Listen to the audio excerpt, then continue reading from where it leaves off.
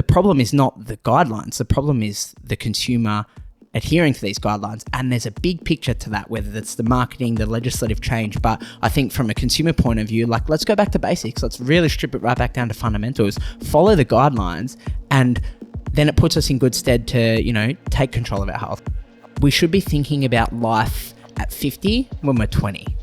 Let's focus on longevity. Again, eat for health, train for longevity. Let's focus on the bigger picture. Let's focus on our actions right now, how are they going to serve us later in life to a certain degree when we're talking from fitness and nutrition and health. Like, you know, yes, that McDonald's meal right now may not impact you right now, but if we build a lifestyle and habit about having McDonald's every day, in 30 years time, that's going to impact us then. So our life when we're 50 is a result of our actions when we're 20 and so forth. So let's start thinking ahead and let's start eating for health and training for longevity. Hello and welcome to the Plant Paradigm Podcast, where we have inspiring conversations with amazing people from all around the world and look for ways to create a clean, green and sustainable ecosystem for us, the planet and all beings. I'm your host, Tom Simak, a fellow plant eater and athlete, here to help facilitate and host those impactful conversations. Just before we get into today's episode with our guest Matt, I just wanted to reach out for those who are wanting some coffee, but also wanting to get some mushroom into their diet. I highly recommend Four Sigmatic. And if you are looking to do an order, you can get 10% off with the code PLANT10. It's something I love to start my mornings with to make sure I'm getting that extra little fungi into my diet and still not missing out on my lovely, lovely brew of coffee. And I also want to give a reminder to those visually inclined, all these episodes do go up on YouTube, especially useful for conversations like these where it is filmed in person, so you can retain full quality. I use 2 cameras to make sure that you get something that's actually visually appealing, I suppose, in a lot of ways. But now on to today's episode. It is with Matt Sipala. Matt is the host of the You4ia Podcast, where he dives deep into topics like mindfulness, movement, plant-based nutrition, and sustainability. He's interviewed the likes of DJ Tigerlily, Simon Hill, Jimmy Halfcut, and Dr. Nagra, and so many more incredible humans. Matt's specialty is in sustainable weight loss and strength training, leaving behind that quick fix mentality. This episode is going to be a wealth of knowledge surrounding health as a holistic topic. Specifically around Matt's philosophy, health is not a quick fix. I really enjoyed this exchange between Matt and I, and his outlook on health and longevity is very welcomed and appreciated. So I hope you enjoy this conversation, and I will see you on the other side. Matt, my friend, welcome to the Plant Paradigm Podcast. How are you going? Tom, awesome to be here, man. I'm really, really good. Stoked. How are you? I'm so good. This sit down is such a long time coming. We were just talking before and how incredible it is, social media sometimes, to be able to connect with individuals that are of a like mind. Like, we know each other, but we don't at the same time because, well, firstly, as a podcast, it's easy because I can read your whole life just through with the internet. But it's got me thinking how cool it is. Like, if I go on your profile, I see that you follow like Simon Hill, for example. I'm like, all right, cool. The guy's into plant nutrition. And it's so cool how you can begin to meet people just through mutual interest. Like, what a cool technology. Yeah, it's unbelievable. I know we were chatting before we got on air about how we just met each other, but we've been chatting for, I think, years now, and we're acting like we're best mates, and we've just met each other, which is awesome. We're living in such a unique time where we can build relationship and connection without actually meeting someone. And I think when we break it right down to that, like, social media is so powerful. It can have really bad impacts, but it can be so powerful. 100%. Have you seen Social Dilemma? I have, yeah, a long time ago. Wow. Yeah. Give me goosebumps now. Yeah, that was a pretty scary documentary. I was almost anti, so like, I think what it taught me, I'm curious to see what your outtake was, is the bings and the notifications. That has been off from my phone for 5 or 10 years. I think since I switched to a smartphone from like a Nokia, like those brick phones, I don't think I've ever had notifications on, because I think they depicted it really well in that film. And for anyone who hasn't seen it, I think it's a must see. How there's like little people in your phone, they're like, hey, look at me, look at me, look at me. And I'm like, that's so true. Like when I hear a phone ding, and if it's not mine, I'm like, it gives me like almost like a level of anxiety. Like get that, like it's taking you away from the present almost straight away. Yeah, I think you hit the nail on the head. Like it has been designed that we do things without even thinking about it. Like sometimes when you catch yourself in like a scroll on Instagram, you know yourself, you're like, fire out, what am I doing? I hate this. But then all of a sudden you see something you like and you forget about it. And then 10 minutes later you regain consciousness again. But it's almost like those last 10 minutes were a blur. Like when you think about it like that, it's just like crazy. What are we doing? Like we're wasting precious time just scrolling through things and giving our attention to things that don't really serve us or can really serve us. You know, you can look at it both ways. The Social Dilemma was such a big eye-opener. I think for me, I took a lot out of the time that we're in. Like I watched it when we were in the midst of COVID and you could see how powerful it was by someone spreading some of their opinions and then suddenly it turning into this worldwide, let's use the word conspiracy theory for lack of a better term. It turned into this worldwide theory that someone came up with, and then, you know, people are rolling with it, sharing it, and it's just crazy. And you've got these two powers. You've got social media and then you've got the media, which both are, you know, have really bad negative impacts when they're used in awful ways. But they're both colliding with each other. And then you've got people that are actually coming and giving their personal opinion. And it's all just causing a big chaotic environment. So I think at the time when I watched that, it was really anxiety provoking for me, and it made me really step back and realize how negative social media and our screen time in particular can be when we're looking at that time. But yeah, like we touched on before, we wouldn't have met without social media. So there's so many great positives too.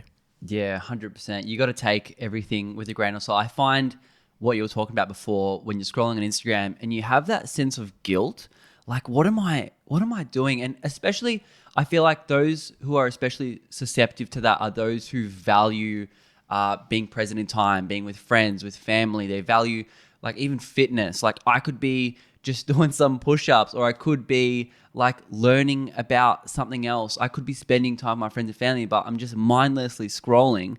And I guess if I were to add my 2 cents in there, I'm like, I don't think it's too much of an issue if you have that control. But that's the thing that people tend not to have. Like if you're out at dinner with your friends and family on your phone, you've lost control. You've lost that. And that's when it's time to I don't want to say feel guilty, because I don't know if that's ever a good feeling, but it's time to reassess your values. And like addiction step number 1 is admit you have an addiction. Yeah, right. And like, I think that control is a very subjective term. Like when you think about it like that, some people can go out to dinner with their partners and both be on their phone, and to them that's control. Some people can not look at their phone at all, but for them that's control.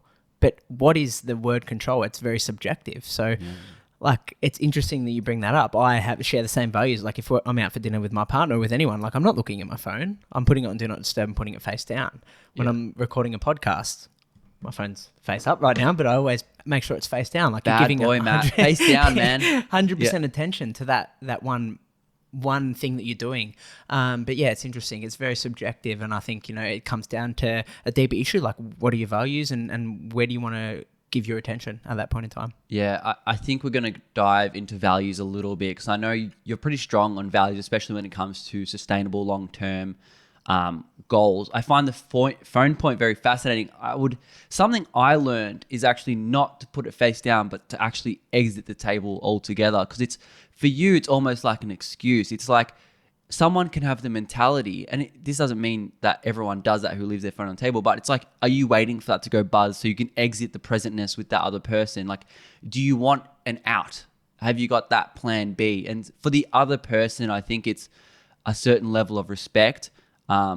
But that's kind of as far as I'll go with that point, to not upset some people, because like you said, it is subjective. You could have that there and just forget that you've put it there. Yeah. That's fine. But it's just about being conscious of, why have you put it there? Why is it not in your pocket? Why haven't you left it at home? Maybe if you want to take it a step further, are you looking for that out? Are you not valuing that time with that person, I suppose? Yeah, 100%.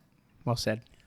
All right. So to give this chat context, we kind of went on a derail in the beginning there, but I think we went to a good place, which is values. And I want you to give us all a one-on-one on who is Matt. What are your values and what do you do to just kind of set the context for this episode? How do I put this in a little nutshell? If I start rambling on, just feel free to stop me at any point. Rambles are welcome. I guess it's a funny term when people say, "Oh, who are you and what do you do?" Everyone goes towards their job. Like, all right, I'm a personal trainer. My name's Matt. I'm 24 years old. Like, but that's not who you are. And I think digging deeper, for me, I'm an enthusiastic person who loves fitness, nutrition, movement, and anything to do with health. I think that diving into my values, they're some of my strongest values: fitness, nutrition, health, connection, relationship building, all of the above. I think from a more, I guess, societal value point of view, my name is Matt. I'm a personal trainer. I've had my business You4ia Health and Active Living for 6 years now, and that stemmed from a personal battle with weight. So as a teenager, I was quite overweight. I was about 100 kilos when I was 10 years old. So I guess to put that into scale, the average weight's probably about 40 kilos at that time. So it's insane. And how tall were you? Do you remember? No idea. Quite short.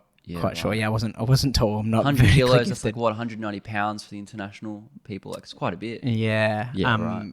Yeah, quite overweight as a kid. And for me, I never really thought about my weight as I guess a disadvantage for anything. Like through primary school, I was always a larrikin. Like someone would bully me, and that does happen, and then I would bully them back. So it would just be like a joke mentality. And then it sort of hit me, bring it back to sport. Like sport was always at the forefront of all my decisions. I love sport. I loved activities. So it wasn't from a lack of movement. It was purely from an overindulgence in calories. That's why I was, I guess, overweight at that point in time. And the thing that hit me when I got to high school, I realized that, wow, like you're meeting a whole new people. You're going from the top of the school right to the bottom of the school again to year 7, and like meeting new people and like to come across as, I guess, the larrikin or the banter, it just wasn't really seen without building that relationship, I guess. So that was a bit of a challenge for me too, until you built those relationships with people. But sport was my main driver for weight loss. And I remember always loved cricket. I love cricket still, currently play it, and trying out for some representative squads. I realized that my weight was actually impacting my performance to play. And that was my first sort of eye-opening moment where I'm like, wow, I need to make some changes to my lifestyle if this is the avenue I want to go down. So that sort of sparked this whole journey, which I'm not really sure how to unpack, but yeah, it's just this crazy wild ride, which started off very sustainably losing weight. It started off watching what I was eating.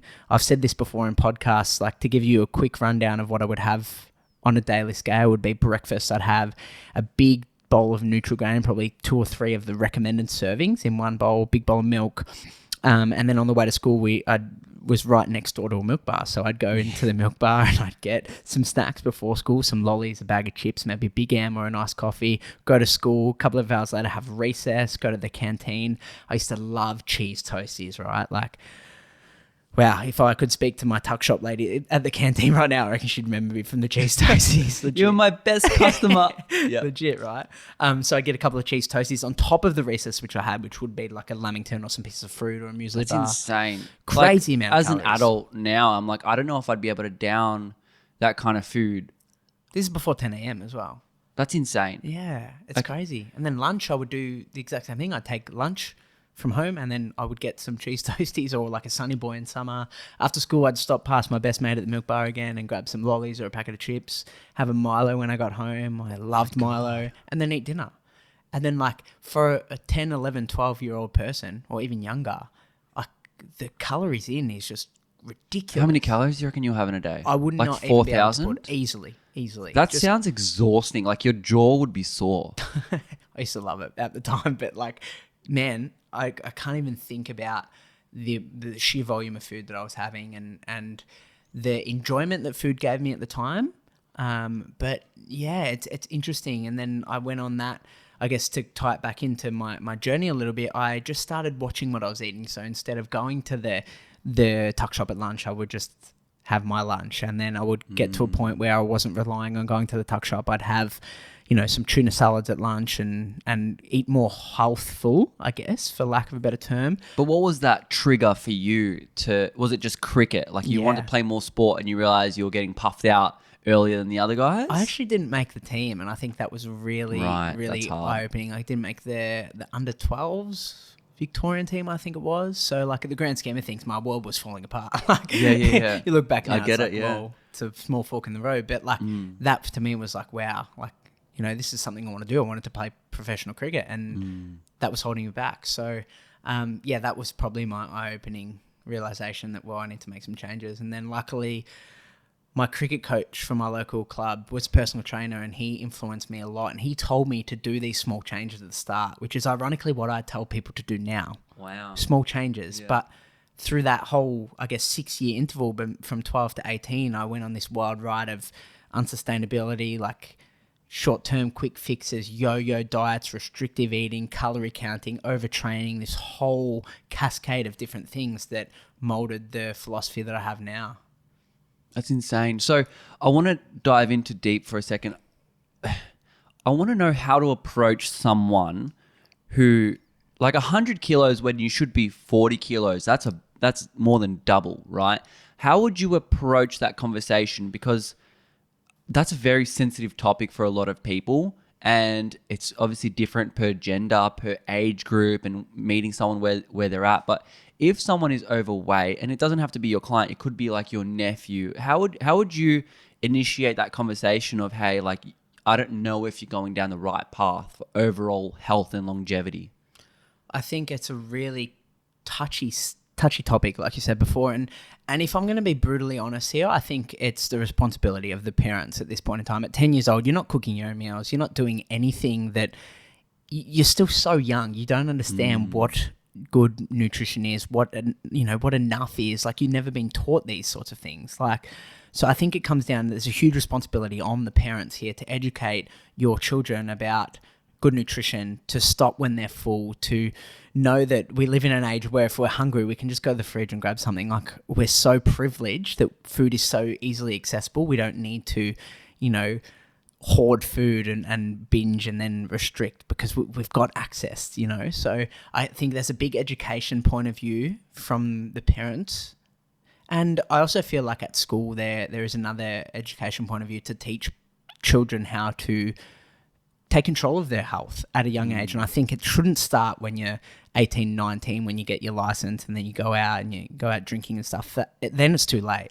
You've already developed habits at 18. So I think 8, 9, 10, even earlier are some of the most crucial years for development, to teach people the importance of nutrition, the importance of moving your body, not so much to chase a goal, but just for health, right? Like, everything gets blurred. That sounds crazy for like an 8-year-old. Like, when I'm thinking of when I was 8, I'm like, I don't think you could keep me inside if you like tried, and I want to ask how you would exactly adopt that into, say, a schooling situation, because a lot of the time maybe these teachers are overweight, or maybe they don't really understand. Like, as a teacher, I can fully sympathize. Some of my friends are excellent teachers, and they say it is incredibly difficult to be a relationship wizard, a math expert, geometry, all these things that you have to know. And then we're going to tack on health and lifestyle. And that's arguably more important than math and these other things. But how would you even approach that on an educational system point of view?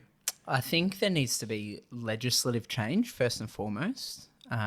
Yes, we are humans. We're all in control of our own health and our own choices, but there's a lot of things that are out of our control as parents, as consumers. We go past the supermarket and we're going to pay, and we're faced with these temptations of no healthful products right in front of us. Chocolate bars, Chewies, chips, Coca-Cola, all of these things staring right in front of us.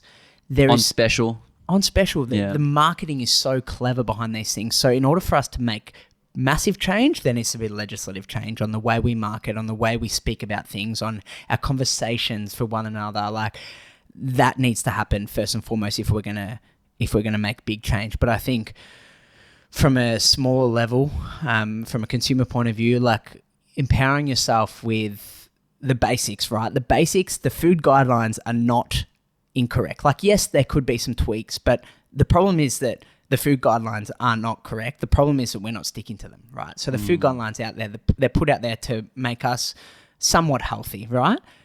The basics, 2 servings of fruit and 5 servings of vegetables. You know, I get that easily. I get that probably at breakfast. You would be much the same. Yeah. But there's people out there that don't even get that in a week. So the problem is not the guidelines. The problem is the consumer adhering to these guidelines. And there's a big picture to that, whether it's the marketing, the legislative change. But I think from a consumer point of view, like, let's go back to basics. Let's really strip it right back down to fundamentals, follow the guidelines, and then it puts us in good stead to, you know, take control of our health. I think so. First and foremost, follow those guidelines would be my advice. Like, it's so simple to do, yet not many of us are doing it.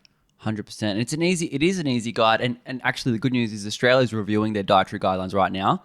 I've got an email sitting in my email to send through. You can actually submit science to the guidelines. So they're actually making it like a very democratic election. So I've sent them an email like, hey, is this still open? They replied like, yeah, it's still open. So I'm going to send them a bunch of meta-analysis because I think we should really look at Canada's one, which is almost very plant predominant food guideline. But I haven't even looked at the 2013 ones. This was the last time Australia was reviewed. Like 2 fruits, 5 servings of veg, that blows my mind that people are really struggling to get that. And when I see my dad, for example, I'm like, oh, I'm not too surprised, but like, fair enough. But I want to stop you there, Tom. Sorry, I just want to highlight that one point. Like, there's a ladder, right? Like, where majority of the community is down the bottom of that ladder, not even achieving the guidelines. For us to then change the guidelines to incorporate more fruits and vegetables, does that become overwhelming for the consumer that's not even getting to 2 and 5? Or does it have the opposite effect of say, all right, I need to strive for more? I think like looking at it in both lenses, I think the guidelines definitely are only there at a baseline of health. Like, if we want to strive and be optimal, there need to be more, clearly. Like, yeah. You know, you look at the healthiest people in the What's world, a baseline, bro? Like, baseline health is cardiovascular disease, stroke. Like, if you look at what a majority of people are dying from, it's heart disease. Yeah.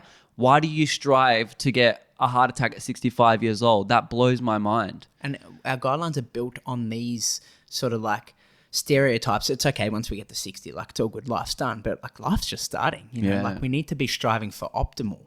But it can be overwhelming for the consumer. So like, it's understanding that it's a process and everything doesn't happen overnight. I think we need to have a real big mindset shift from legislation, from what we consume ourselves with as individuals. I think there needs to be a big shift, but I do agree with you. I think the guidelines do need to change. But I feel like there's a lot to unpack into that. There is. You know, something really funny. I learned the other day, actually, you say 60 in your life's done, but really it's just starting. In Canada alone, there are 12,000 people that are over 100 years of age. Canada alone. And these people, imagine 40 years ago, you're telling them, oh, your life's over. And now in the last 40 years, you've seen the invention of social media and you've seen life as you know it completely change. And now 60-year-olds today, what's that saying of every extra year you live, you expand your life by quarter of a year thanks to like medical advancements and stuff like that. Like, we can never again say your life is over at 60 or 70. So I want to take it back one step further to sustainability. Since we're talking about health and longevity, I listened to your 100 episode chat with Beck, your partner, and something in there you said kind of shocked me a little bit and made me feel really sad for you. Like, is that a weird thing to say? And I don't know if this story is real, so I want clarification. You were weighing your food. Right, I don't think I've ever done that. I might have done it once to take the piss, or how does that work? But I know a lot of people out there, especially bodybuilders, like they weigh their food to the gram to make sure that they're optimizing that 1%, which is fair enough if you want to be that top 1%. For the everyday people, I don't know if that's effective, but Beck removed the cucumber from the scale and she said you got upset or agitated. Where was your head at where something like that could really make you upset?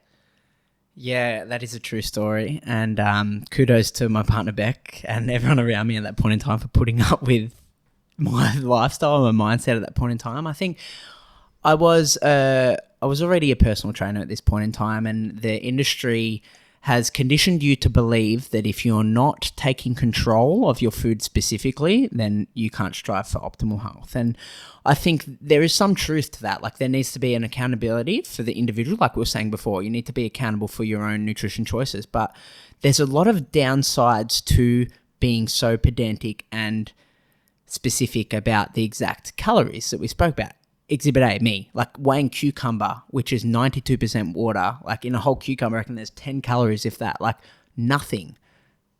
But the years before that, leading into that, which is what molded my lifestyle into this way. So I guess bringing it back a little bit for context, I started off very sustainable with my weight loss. Like I'd make swaps, and then I started doing my own research, like the www.bodybuilding.com diet, the bro diet, right? You know, chicken, brown rice, broccoli. All right, awesome. Let's do that. Then it gives you this whole realm of weighing your food. I'm like, awesome. If I need to lose weight, that's what I need to do. And don't get me wrong, like calorie counting works. Like it does work. Specifically, it works for weight loss, but it doesn't take into account the other things that happen within your life. And we can't put all of our focus on an external point of view to tell us when we're hungry, when we're full, what's enough, you know, because there's so much more to life than relying on a calculator to tell you how many calories you could have. There was times where I was eating specifically the amount of calories that I was required to have, but I was starving.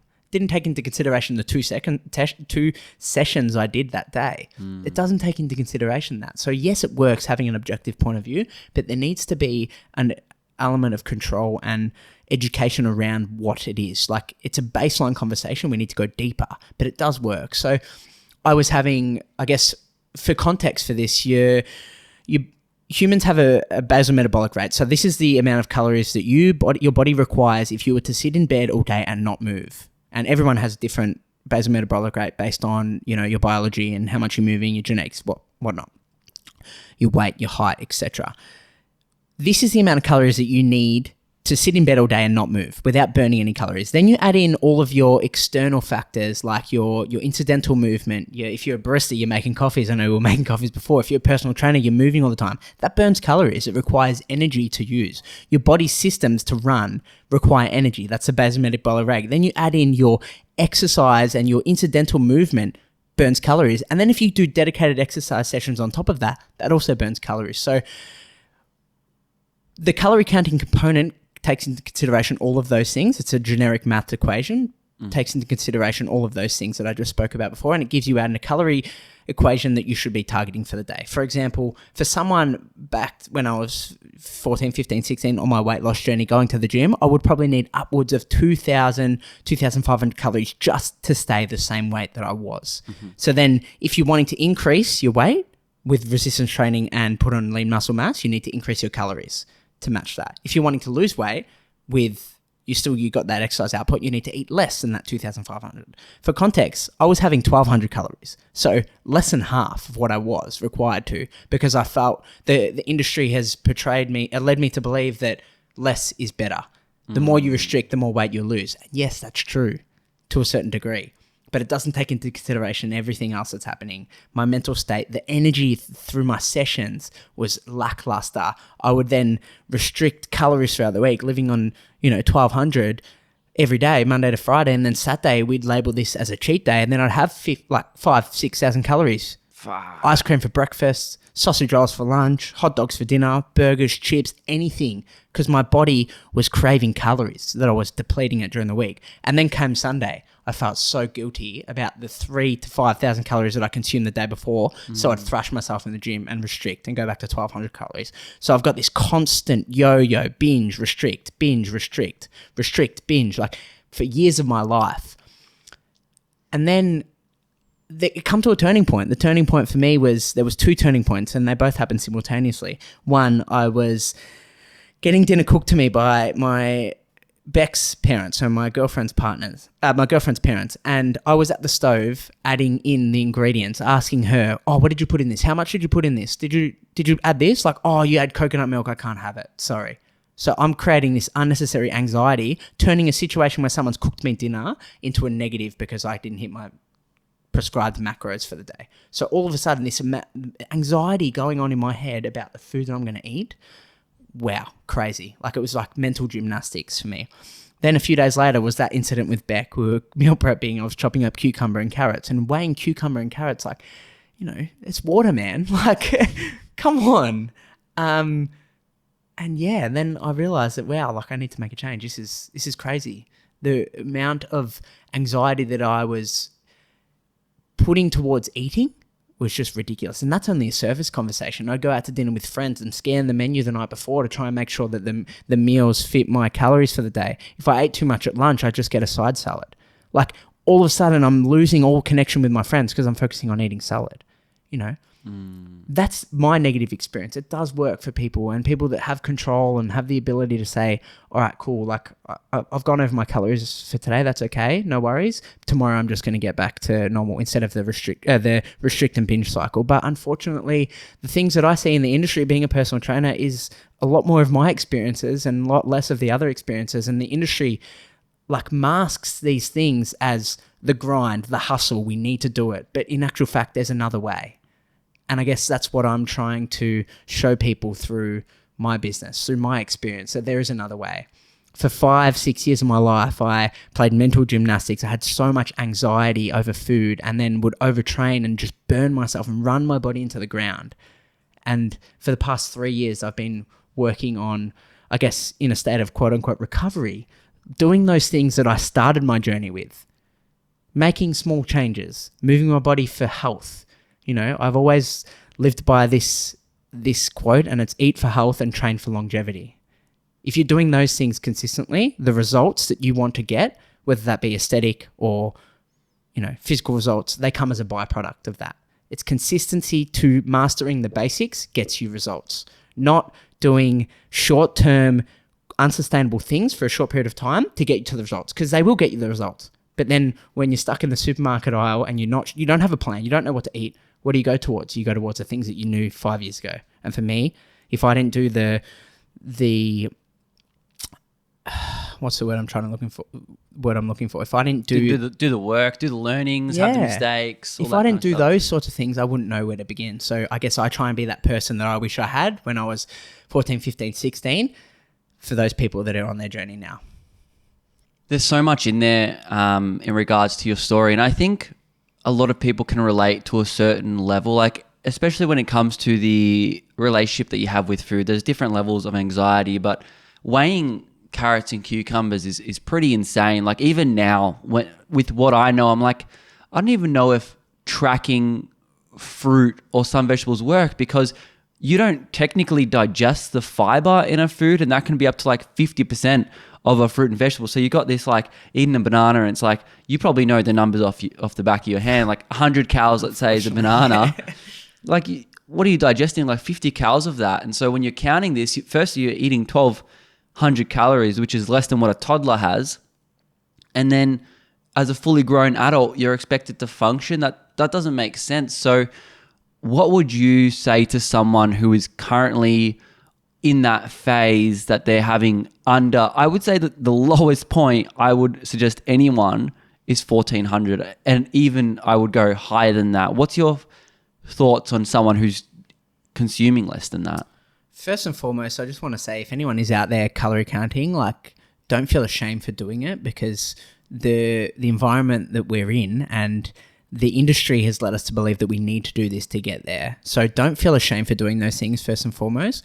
I think that it's a really important tool to be able to understand and use it as a stock take, right? Like, you sometimes off the top of your head, you don't know how many calories are in there. Like, majority of people wouldn't know.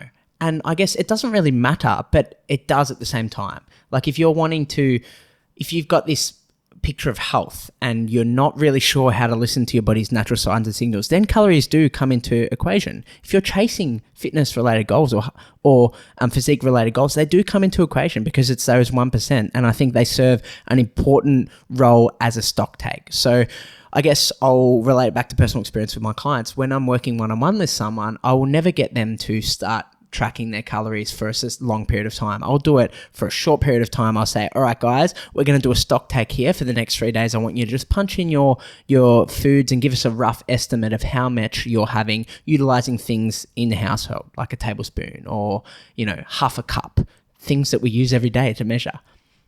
and utilize that as a stock take. Obviously, there's leeway, you know, between different foods, like a tablespoon of peanut butter. I don't know about you, but when I have a tablespoon, I have 4, like just because I load it up. So when you're counting calories, it gives you perspective on how much is an actual tablespoon. I think it's really important as an educational point of view to calorie count. But for someone that is like new to this world, I would use that stock take tip first, but then I would get them to actually listen to their body's natural hunger cues. Your body is an incredible vessel that tells you things each and every day from what it needs. Your stomach will growl when you're hungry. Your mouth will get dry when you're thirsty. Your body will tell you when it's tired, I need to go to bed. You know, like it's such an incredible vessel, but we don't tap into it enough. So understanding these signs and signals and connecting the dots between different things that are happening in our life is my first point of call. If someone's tired because they stayed up till 3 a.m., like it's an obvious thing for me. You stayed up till 3 a.m., that's why you're tired. But some people don't connect those dots because I haven't had my coffee yet. Exactly right. You know, like, so getting people to come right back down to basics and take control of what they're feeling and their actions and connect the dots there, I think is the first point of call. And that's how we develop sustainability and longevity with this, because it's like, I always use this analogy, like you're building a house, right? You don't build a house from the roof first. You lay the slab, you build the frame, you put the plaster up, you put the external layers, and then you put the roof on. Like, too many people start the house from the roof. Like, let's build the foundations. Let's take time. Let's understand what it's like to live in this lifestyle.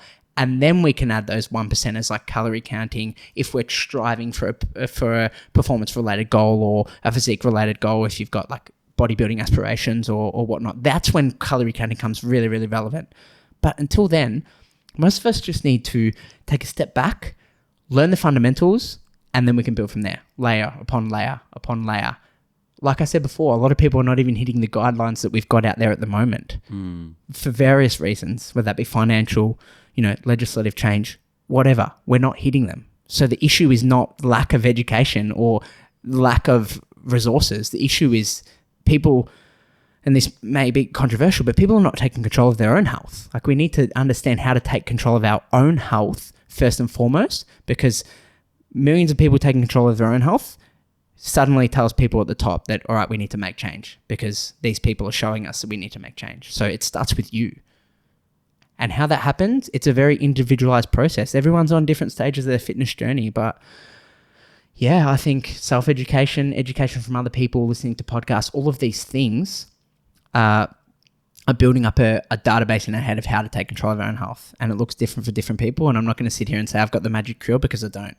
I'm just here trying to tell people to emphasize the basics and master the basics before we start going to step 10.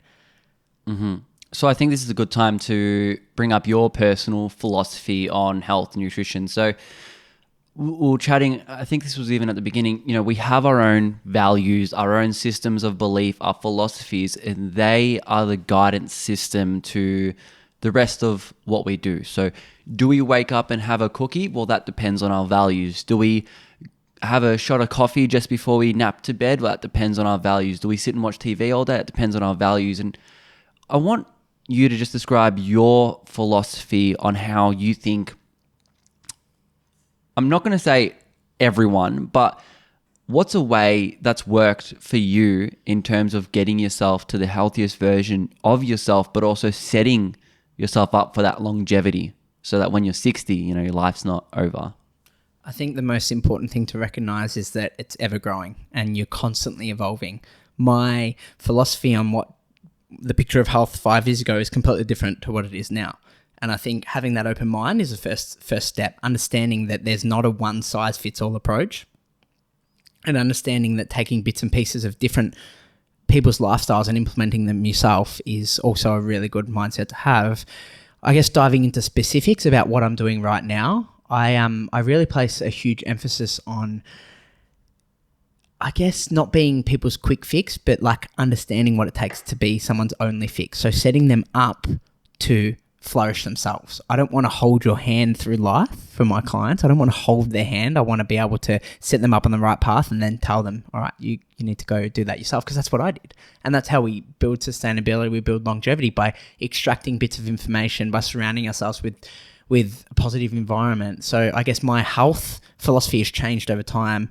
For now, it's predominantly like a completely plant-based diet. That's what I fill my plate with.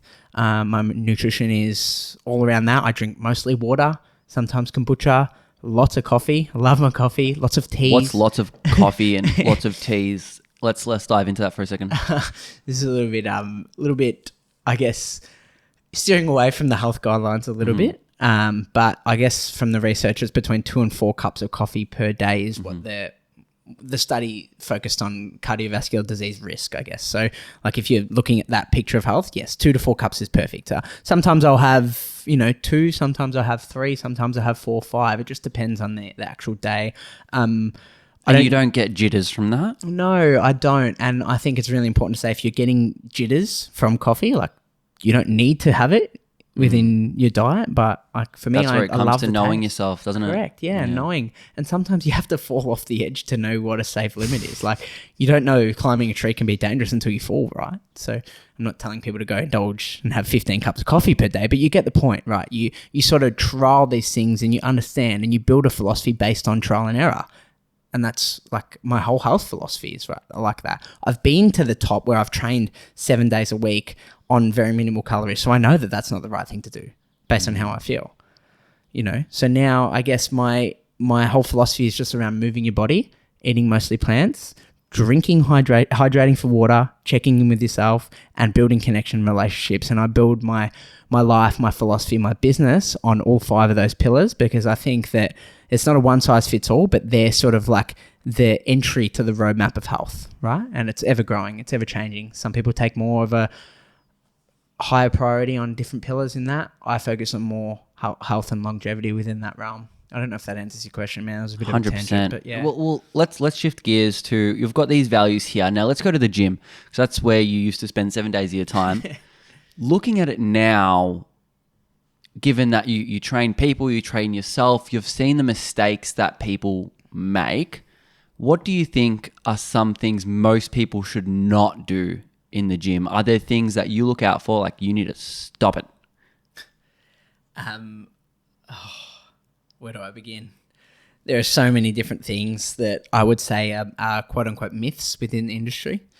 I guess I'll bring it right back down to what constitutes a good workout and what I used to believe and what I believe now. So I think the general consensus within the fitness industry is that if you're not sweating, you're not getting a good workout, which is incorrect. If you're not sore the next day, you're not getting a good workout, which is also incorrect. If you're not thrashing yourself in the gym and you're not leaving absolutely exhausted, that means you're not getting a good workout. Incorrect again. So I bring it right back down to basics. Moving your body. Hold up. Let's look at those myths. What was myth number 1? Myth number 1 was if you're not sweating, it's not a good workout. Okay. Why is that a myth? Well, because your body, like for starters, everyone has different sweating capabilities. I'm sweating right now, like sitting talking to you. Is that because you're nervous? Or no, just because I'm a serious sweater. Yeah, right. Okay. Other people don't sweat when they go for a 10K run. So to label someone's ability of their workout on how much they sweat is just, it's not really a great objective tool. Is that also, sorry to just kind of stick on myth 1 for a second, is that because when we're also looking at like strength training and we're looking at like 6 to 8 reps in that range, you're not really pushing your heart rate past that 100, 110 beats per minute because you've got that rest in the middle as well? Well, yeah, that's definitely an element too. But like I sweat doing resistance training. I sweat quite a lot during resistance training, like strength training. So again, it's mainly the individual sweat capabilities. Correct, yeah. Right. And obviously the harder you push, the more likely you are to sweat. But some people just are not natural sweaters, and there could be a deep issue with that. Your body, like you're not drinking enough water. So therefore your body doesn't want to excrete fluids enough. There's a whole bigger picture. So it's really hard to give a whole individualized statement there. But me, talking from personal opinion, I'm a sweater. So I sweat doing everything. The bedroom light makes me sweat. Sitting across from you makes me sweat. Yeah. I sweat coaching. So that's just my opinion on that. And my personal, I guess, recollection of those sorts of things. Number 2, what did I say? If you're not feeling sore the next day after a workout, then it's not a good workout. So is that a myth because it just means you're not stretching? Well, no, I guess The science behind being sore is that when you're training a muscle, you're stretching that muscle to the point where the muscle fibers break, right? And then the natural repair process, your body's incredible. Over the next 24 to 48 hours, your body will repair those muscles and like build blocks on top of that. If you're doing resistance training and eating more calories than you're required, then your body's going to utilize that and build more muscle mass over a long period of time. This is a very simplified version because it happens over years and years and years of constant tearing and repairing. But essentially your body breaks down those muscle fibers and repairs them. Sometimes people are more sore because they've lengthened their muscle fibers. I guess they've used a greater range of motion, which have made bigger tears in their muscle fibers, which make them more sore.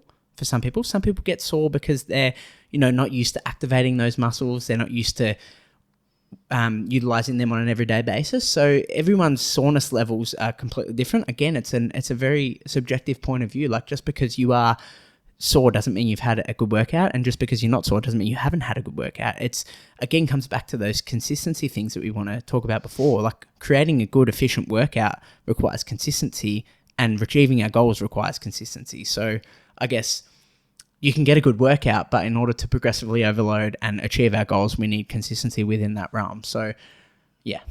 All right. Yeah. And myth 3 was I forgot what myth 3 was. So we had sweating, we had being sore. Now we're thrashing every session. Is that myth 3? Yeah. All right. So what does even thrashing a session mean? So I guess you look at your different training principles. So you've obviously got like you can do strength training where you're working for lifting heavier loads for a shorter period of time, trying to really get stronger, I guess, for lack of a better term. You've got longer sort of endurance efforts, which is, I guess, can be manipulated in any sort of different training realm. But I guess if we're going to look further, the more general consensus of endurance training, you look at like runners, cyclists, triathletes. They're like sort of your, I guess what society labels as endurance trainers. And then we've got power. So you've got your sprinters, your like your short burst athletes. I completely forgot where I was going with this. So are you saying that people that are training with power thrash themselves a lot more than endurance? Or are you saying the things that endurance athletes do? And this is actually going into the question I was going to ask you, which is good. And then we'll kind of circle back to the myth. With endurance training, I'm training like 80% of my time, like easy, chill, zone 2 kind of stuff. And then 20% will be like my sprints, hill training, intervals. And then I might put in a weight session if I feel like it. Does the power and strength training, and even people who are interested in resistance, are like 80% of their training in the same light of like zone 2, you just want to kind of be pushing yourself, but like maybe 5-10% more than you usually would. And then 20% of the time or 10% of the time, whatever that number is for you, you're killing, like you're going hard. Is that why you wouldn't thrash every session? Because it's only meant to be a small amount and the rest of it's just meant to be showing up, getting the work done, being consistent? I think it comes down to your personal goals. Again, like for a plyometric-based sprinter, they're not going to go out and run 10Ks because it's not relevant to their goals. For an endurance athlete that's a triathlon, they're not going to do a whole lot of power speed work. They do incorporate that, and it's definitely a part of the program, but they're not going to base their whole program around those fundamentals because it's not their goals. But I guess from thrashing yourself point of view, getting back to what I was talking about before, is that people think that they need to leave the gym sweaty, they need to make themselves sore, so therefore they thrash themselves by incorporating these high intensity workouts 7 days a week. You bring it right back down again, like it's consistency to building a routine that you can commit to.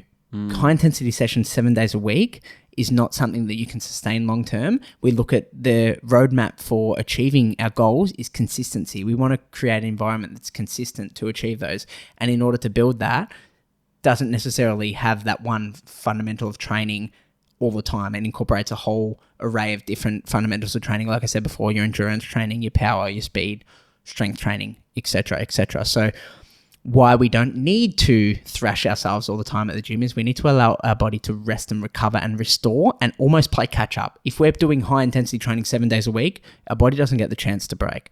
Our nervous system's constantly firing these hormones to try and keep us alert to be able to complete that high intensity training. That has a surface. Our body breaks down and shuts down at that point in time. So I guess, we need to take a more holistic approach, and we don't need to focus on one fundamental of training, or we don't need to incorporate these thrashing workouts every time. It's all about creating consistency with what we're doing. Cool. So those are 3 myths. I don't know where you were going after the 3 myths. I just kind of stopped you there. Do you remember? I think I circled right back in terms of like why we don't need to incorporate them all the time. That's fair enough. All right, are we ready for a quick fire round? We'll just go through a few key topics in the health industry. I just want to see your opinion on them in terms through the lens of sustainability and longevity. You ready? Let's do it. So I had coffee on here, which we kind of touched on. 2 to 4, we can kind of sit there. If you're getting the jitters, stop. Right, that's pretty. Would you add anything else to that? Just again, make sure you're in control of that, and you know the signs of having too much caffeine, and utilize caffeine for, I guess, for its taste and health benefits, not to get you through a day because you're constantly running on 3 hours of sleep. Like, let's dig deeper and look at the root cause of why we're tired. I guess that would be the only thing I'm adding. Go on. Mock meats, yay or nay? Personally, nay. Really? Yeah. So when you're making like wrap sandwiches, using a protein in like a bowl kind of situation, what are you using? I'm using, well, again, my philosophy is very much whole food related. I will incorporate mock meats. It might be once a month, maybe, if that, purely just from like a change up sort of thing. But I won't base my whole diet around these things. So if I'm making a wrap, like you said before, I'll put some tofu, I'll put falafels, I'll make some like black bean rice meatballs. Well, wow. Not meatballs, but black bean balls. Yeah. So getting my protein sources from whole foods. Nice, good one. That's the ideal, definitely. All right, favorite smoothie ingredients or favorite smoothie? I change my smoothies all the time, depending on what I'm feeling. I always have berries. Love my blueberries. Blueberries, raspberries. Wait, you have the frozen blueberries? Yeah. What? The bomb. So you buy frozen blueberries in the store and you just snack on them frozen? 100%, man. Best thing in the world. It's blowing my mind right now. I go through like 2 kilos of frozen berries, where that's mixed. Like it could be a kilo of frozen blueberries, a kilo of mixed berries, a week. I love them. Love them. You're the first person I've heard that actually does that. The bomb, man. Like, have you met anyone else who does that? No. No. How did you just one day you're making a smoothie and you're putting in frozen berries and you're like, I wonder what this tastes like. I always used to love ice cream as a kid, and right. Coming back to my like real younger days, ice cream was like one of my weaknesses. So I found a way to incorporate that frozen texture from Whole Foods, which is, I guess, the frozen blueberries, and that serves a place. So I always have berries in my smoothie. I have a protein powder. I try and get in some form of vegetable, whether that's some kale. Sometimes I have frozen peas. If I don't have any kale, I've got some spinach. Sometimes I'll put in some carrots in there just for some extra fiber. And blitzed up, you don't taste it at all. So that's my go-to there. Then I'll have peanut butter. Did I say protein powder? Yeah, they're pretty much the basis of my ingredients. I never Chia thought seeds. of putting like peas and carrots in there actually for more fiber.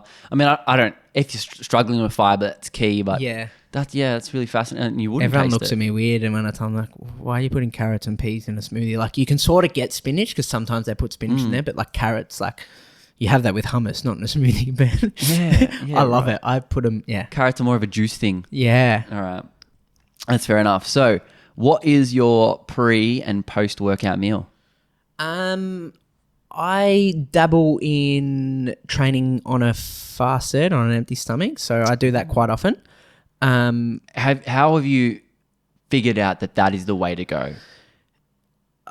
Again, personal trial and error from what works best for me. Was it just performance? You could lift more on a fasted stomach? You just clear a mind? What was that? I didn't really look at it too much into that. I just went by how I felt, and I felt more energetic.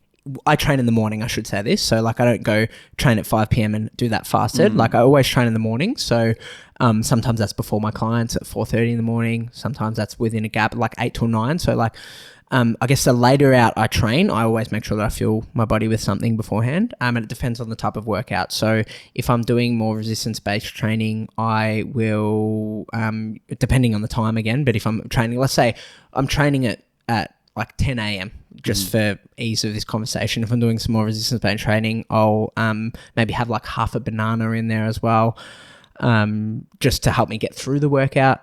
I like to do a lot of plyometric style training. So you're using fast twitch muscle fibers, which require carbohydrates and oxygen to get you through the workout. I guess when you're doing more anaerobic styles of training, sorry, I think I've completely stuffed that up. So yeah, let me just talk anaerobic is like fast twitch, plyometrics. Yeah. Yep. Yeah. So I said aerobic before. That's where we go. So anaerobic is like without the presence of oxygen. So you don't need, your body doesn't utilize oxygen to get you through those fast twitch muscle fibers because it's a fast explosive exercise. So is that better to do on a fasted state? Like is it better to do aerobic or anaerobic? Does that so the research, there's a fair bit of research out there, and again, it comes down to personal preference. It's opposite. So fasted training, which you can utilize more of your fat stores for endurance style training. So like if you're going to go out on a long run, sometimes depending on the time frame, there's a lot of variables here, but I guess for ease of the conversation, I'm thinking like a run under 60 minutes. Usually like 90 minutes is where you want to start to fuel if you're going to do endurance stuff. But like between, I guess, 0 to 60 minutes, I'm not going to have anything.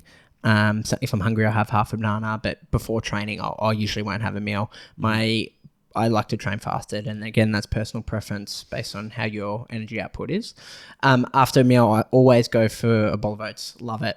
Great for, I guess, you're replenishing those glycogen stores that you've burnt during the exercise. I guess I get that from the fruit that I top that with. So bananas, frozen you put blueberries in the oats as you're cooking it, get that puree going. Yeah, 100%, man. And then, protein powder, peanut butter. Love it. Porridge, my go-to. The bomb. Sick. All right. Not so much of a rapid fire. I reckon I took 5 minutes. Hey, goes where it goes. All right, oils. Do you cook with oils? Yeah. Yeah, I cook with olive oil. Yeah. No other oil? No, I don't. Is it extra virgin? It is extra virgin, yeah. All right. I love olive oil, the taste of it, so yeah. Respond to the statement, fruits make you fat. Can we clip that side? Yeah. Oh my God. Give us a debrief, because especially people starting out on this journey, I still hear it. Like I've been conscious of this being a long-standing myth for a long time, but I still hear it echoed through certain corners of the dark web that infiltrates the mind of, community members. Yeah. If you look at the wider picture, you look at all the healthiest populations in the world, they're not leaving fruit off their plate. So from a general consensus is fruit and vegetables are healthy, right? So our problem is, we're not in a state where a lot of the population are dying from the top 10 leading causes of death. They're not there because of our lack of fruit consumption. They're there because of our overconsumption of highly processed foods, highly processed, convenient, ultra-processed foods. It's not because of the fruit. And people look at the carbohydrate content in fruit and demonize it. I guess carbohydrates they're a wide umbrella term. Carbohydrates can be potatoes. Carbohydrates can be in black beans, chickpeas, bananas, apples, and then carbohydrates can also be table sugar and jelly beans and Snickers bars, all those sorts of things. So we can't look at an apple and a Snickers bar and compare them side by side and say that one is we can't look at the sugar component and say that one is better than the other. The Snickers bar may have less sugar in it, but when we're not looking at everything else that it does or doesn't have. Like if you look at an apple, for example, like yes, it may have more sugar, but it's also prepackaged with fiber and other multivitamins and nutrients in there that we're not looking at, which in the grand scheme of things, adding value to our health.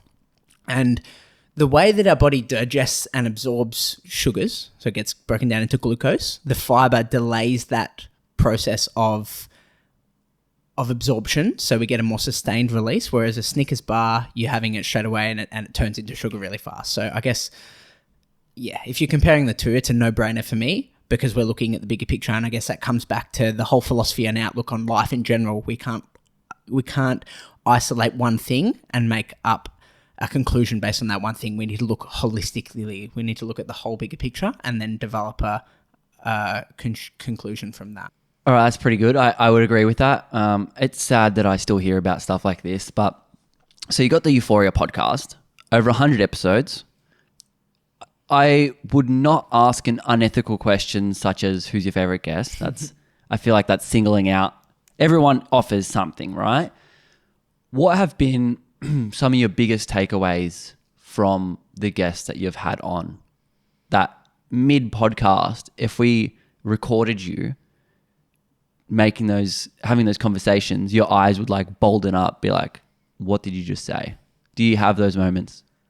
In a good or bad way? In a good way. Wow.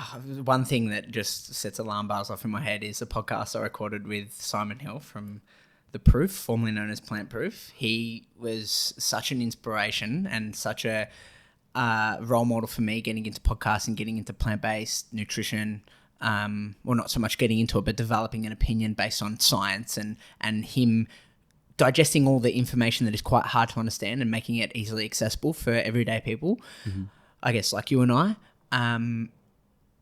When I recorded a podcast with him, I remember sitting across, like we're doing it over Zoom. I'm just like, I had to pinch myself. I'm like, is this really happening? Like, you're the person that got me into podcasting, and now I'm sitting here interviewing you. Like, wow. And just the amount of knowledge that man has is just incredible. But I guess from a wider scale, the ability to have conversations with people that are not surface level, that go straight to the nitty gritty, the juicy stuff, is bloody awesome. Like, you go and have a coffee with someone and you go to the standard conversations. Oh, hey, how you going? How's work? What are you doing this weekend? Like, stuff that, man. I don't want to have those conversations. Like, I want to dive into the nitty gritty. Like, who are you? What's your thoughts on this? How did you get to where you are today? What impacts what has made you develop your opinion now? Like, I want to talk about really juicy stuff, and having a podcast almost cuts the bullshit and gets right to the good stuff, because you go there with a topic of conversation, you go there with an intention, and you can dive into that, and then wherever it goes beyond that is anyone's guess. But I love that. That's the most rewarding part. And of course, making connections with people from all around the globe, like interviewing people from America, sitting across from you the first time we've met, like having these conversations, like it's just amazing. Like, awesome. Love it. I love the point of intention and having that intention. I think this is a good way to kind of circle back to the beginning. When you have your phone on the table, when you're out for dinner, what is your intention of having your phone there? Are you catching up just because you haven't seen this person for 6 months? Or are you catching up because you haven't seen this person in 6 months and you actually care about them? Was your intention for that conversation? Are you just there to kill time? Are you there to actually connect with an individual, to leave not feeling drained, but feeling revitalized and fulfilled in that conversation? So I think that's a really beautiful way to round this out. And I want to leave you with, I want to extrapolate one more piece and nugget from you, Matt. I like to finish every episode with an opportunity for the guest to leave some words of wisdom. This can come in the form of absolutely anything. It could be something related to what we talked about today, or something completely irrelevant. But for 1 to 2 minutes, mate, the stage is all yours. I feel like for the past 60 minutes it's been all me, Tom. So thank you so much for giving me the opportunity to share this and, have these conversations. I really love it. You're an awesome interviewer, and it's been a pleasure coming on your show, man. I guess I've really highlighted a lot in the episode so far, but I really want to emphasize the fact that we should be thinking about life at 50 when we're 20.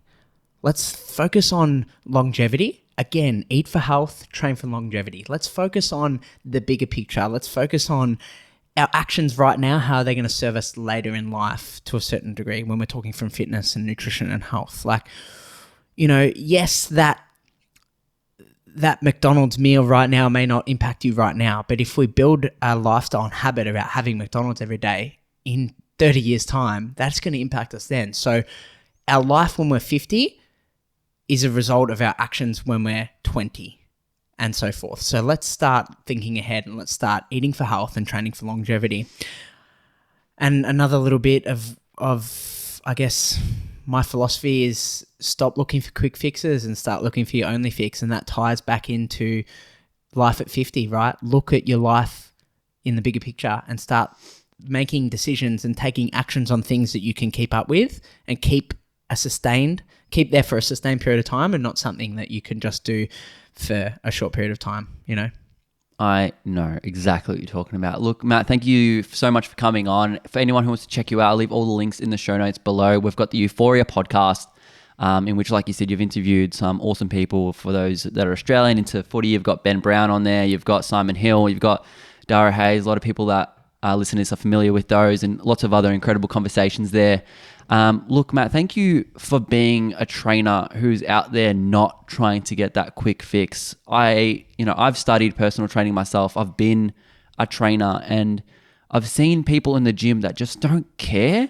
Like, they're there to just show the client how to do a bicep curl and not there invested in that human being's longevity. And I think there are few and far between trainers that actually are invested in that client's longevity. So I'm stoked to have you out there in the world making a positive impact for people, and that could be inspiring them to follow a more plant predominant or plant-based diet. Like, that makes a humongous impact on their carbon footprint, on the planet, and of course on their own health. And that's something that you've left with them for potentially a lifetime of positivity. So I really thank you for the impact that you make on this world. It's incredible. Thank you again for coming on the show, and keep crushing it, Matt. Thanks, Adrian. It was it was a blast. Good to be on the opposite end of the mic. Hi there. Welcome to the end of the episode. Thank you so much for listening and or watching the whole way through. Thank you again to Matt for coming on the show and sharing your wisdom. For anyone wanting to connect with him, I'll leave all the links in the show notes below. And of course, if you are listening to this, you can always type in the You4ia Podcast, and you'll also find him and his guests and interviews there if you wanted to dive more into his show. If you really did enjoy this conversation, the best way you can help out is either by sharing this to a friend, family member, colleague, or even leaving a review on Apple iTunes or even Spotify or wherever else accept reviews. If you are watching this on YouTube, leaving that like, comment, subscribe is a huge, huge help. With all that being said, I hope you have a fantastic week, and I will see you and or talk to you in next week's episode. Stay happy, eat plants, peace.